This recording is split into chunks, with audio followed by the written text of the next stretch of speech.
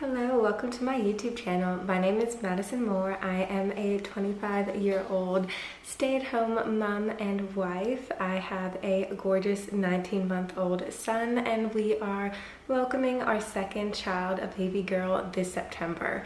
On my channel, I love to talk about all things living on a single income, homemaking, and motherhood. So if that is your vibe, please consider subscribing. And today is an especially fun video because I'm going to be going over the niche ways that we save money on a single income. If you are familiar with the cost of living crisis, as I'm sure you all are, and the Australian housing rental market, all of the things, you will definitely appreciate some of these tips. And they are our tried and true ways that we like to save a little bit of money. Number one, I have it in front of me on my laptop.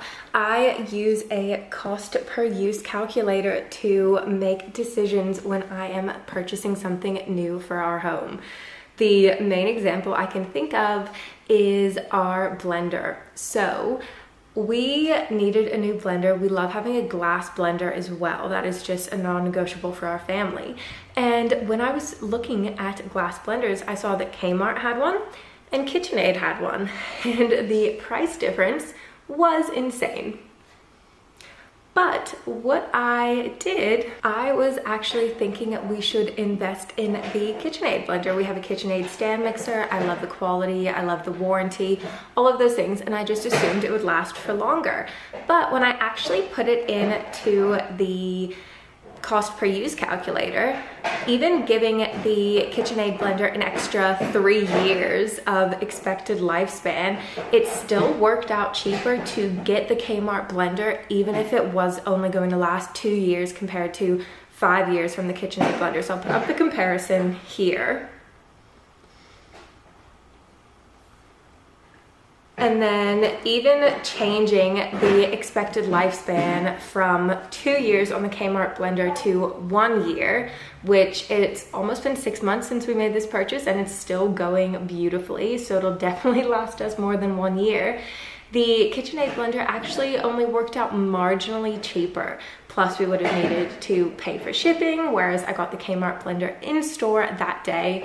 And it just put it into perspective that sometimes paying for something that you think is going to be better quality because it's more expensive doesn't actually work out. The next thing, keeping on theme with looking at the cost per, whenever I'm doing our grocery shopping, I look at the cost per kilo, the cost per 100 grams. I always filter by that. And I do all of our shopping online as well for the most part. If I'm going into Aldi, I will just be looking, usually there's not that many choices at Aldi, but I will look at the cost breakdown. But what I can do is filter by the cheapest cost per kilo.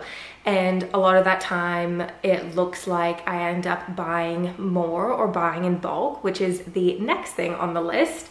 But I always love to compare the cost. We do a lot of our shopping in bulk, so that is the third thing on the list.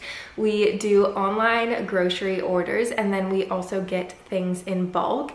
And this usually works out exponentially cheaper, but you need to know how to store things properly. So I'm still not a professional at this. When we get settled into our new home in the coming weeks, I would love to get more into bulk food shopping and doing some wholesale honest to goodness orders. So if you're interested in seeing that journey for us, I would love it if you would subscribe.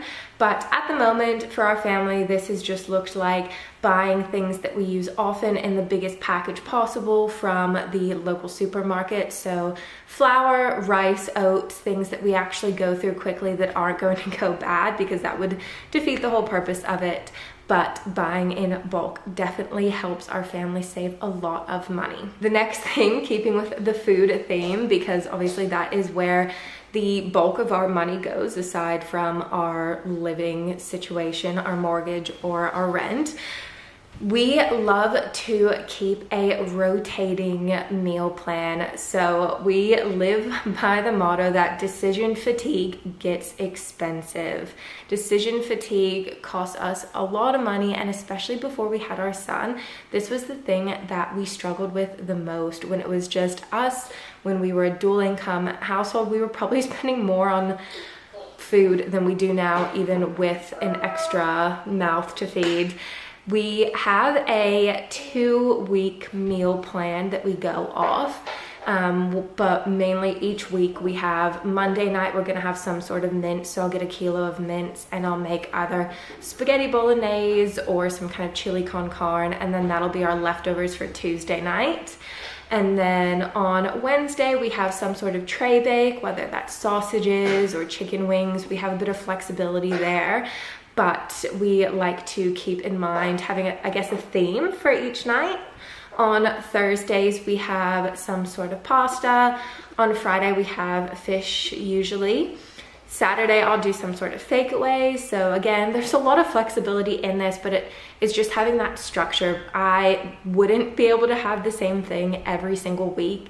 That's just not what I enjoy. I am a stay-at-home mom, so I can spend more time prepping something, but it's just having the categories that make it easy to stick to.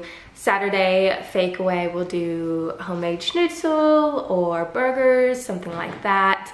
This is the night that we would usually eat out, and occasionally we still will, but it's just nice to have that already built into the meal plan.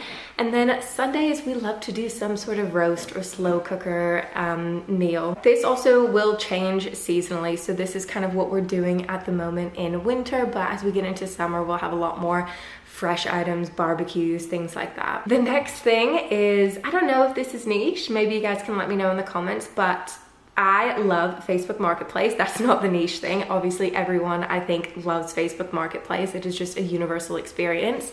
But when I am after something specific that I would usually buy new, whether it's a specific brand of shoes for my son, the ergo pouch swaddles that we use when we need to go up a size in his clothes, I will set notifications on Marketplace for those things that I am looking for that I would usually have to buy new, but I will just set up the notification and put that on.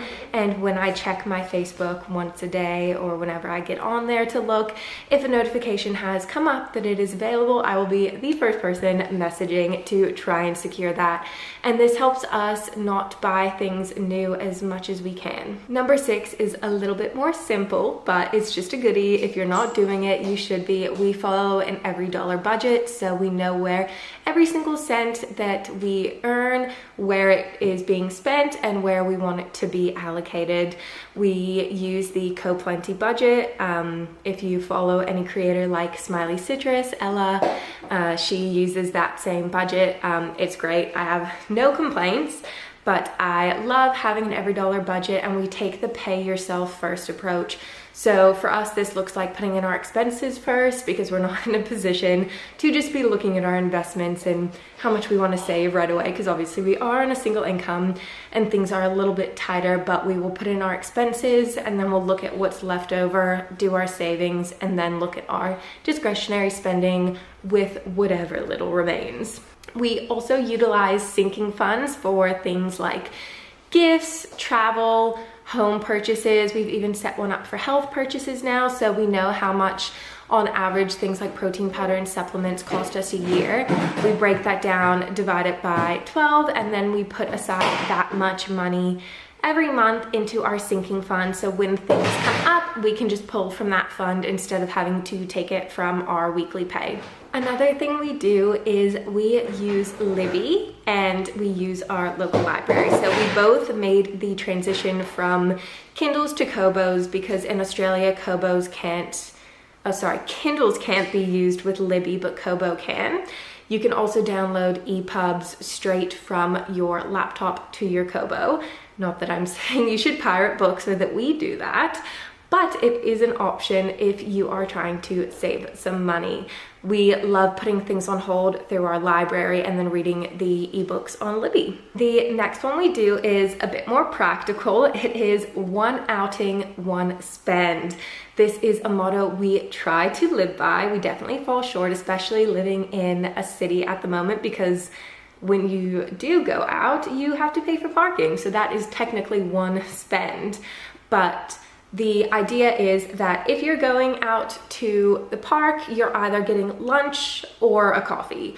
Or if you're going to a bakery, you're either getting the pastry or a matcha. You're not getting everything you want all of the time, which is a little bit hard to come to terms with, I guess.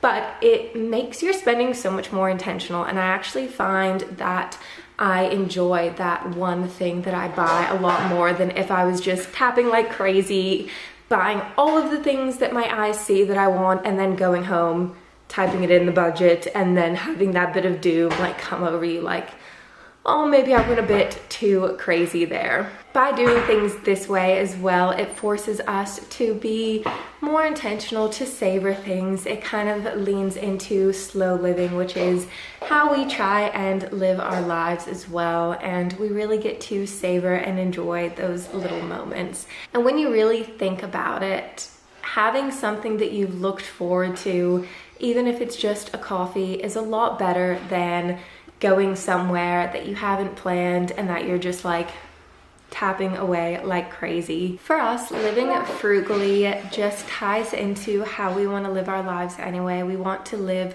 with intention, with purpose, and with our future and our children's futures in mind. And a big part of that is finances and being intentional with how you spend your money.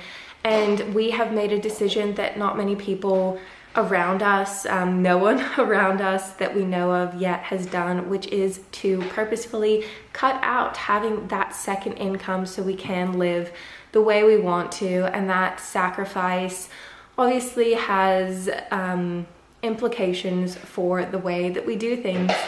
And we could sit here and be upset about it, but because we have chosen that decision based on our values, there is no negativity towards that, because that's just how we choose to live our lives. And I'm not going to be upset and envious of how other people are doing their lives when my life is so purposefully chosen. I hope that makes any sense. It's just been really rewarding for us to live this way in accordance with our values, because when those feelings of envy do naturally creep in, it's easy to recenter yourself because you are living in alignment with your values.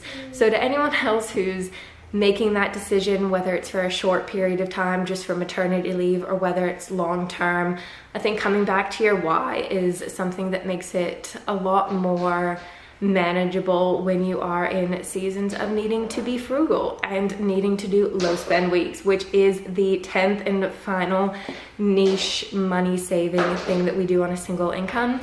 We have really struggled with this in the last month or two, give or take. I'm gonna be honest, because we've had our house on the market, we've had open houses every Saturday, we've had private inspections and a bunch of other things going on. So I don't think we've done a low spend week since April, I'm gonna say, and it's June now. Yeah, getting on through June, and that's okay because this is something that we come back to. We were in the habit of doing at least one no spend week every single month, and that is what we would love to continue once we move and get settled in. We might even try and do maybe low spend August or low spend July once we are in our new rental and have everything sorted for that. We would do low spend September, but baby is due in September, and I'm sure that will probably be not the best timing to try and go really restrictive on our budget. But low spend weeks are a great way to just reset your spending, get back in good habits of packing lunches when you're going out, making sure you have snacks, making sure you're being intentional with the purchases that you are making. And I just really love the way we feel after a low spend week. And sometimes those are our happiest weeks because we spend more time together as a family, we do more things at home, we have all of the things that we love to do like parks and all of our little outings, and it's just a really nice, wholesome way to reset together as a family. So those are the 10 things that we do, the practical money saving hacks and tips that I have as a frugal single mother, as a frugal single income mother. We really would love to try at some point doing like the cash envelope budgeting tool, but for our problem spending categories, like having a eating out and a coffee envelope and just having that for the week, maybe even a grocery envelope. I'm not sure if it would work if we only were doing it for problem categories or if we would need to fully commit and do everything in cash for a period of time to get like a better idea of how it works. If anyone has any experience using that budgeting method, please let me know, because we have definitely in the past month or so really struggled with those categories, and I'd love to try something to just snap out of that habitual spending pattern. Anyway, thank you so much for watching. If you have listened to me yap about finances, budgeting, and frugal living for the past 15 minutes or however long this video ends up being, and I'm sorry if you've heard my toddler mixing and playing over there. I had a really good stretch of independent play. Hi, Papa.